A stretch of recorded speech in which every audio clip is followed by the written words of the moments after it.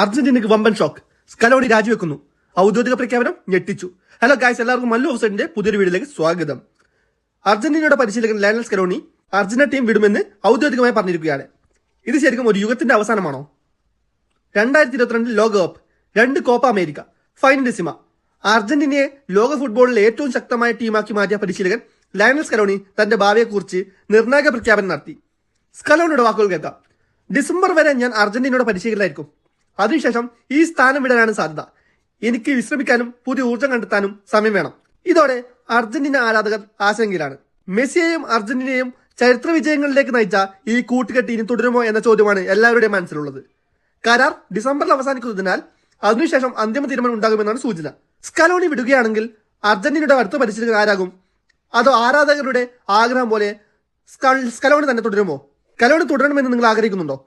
അതോ പുതിയ കോച്ചിന് അവസരം നൽകണോ? നിങ്ങളുടെ അഭിപ്രായം കമന്റിൽ രേഖപ്പെടുത്തൂ.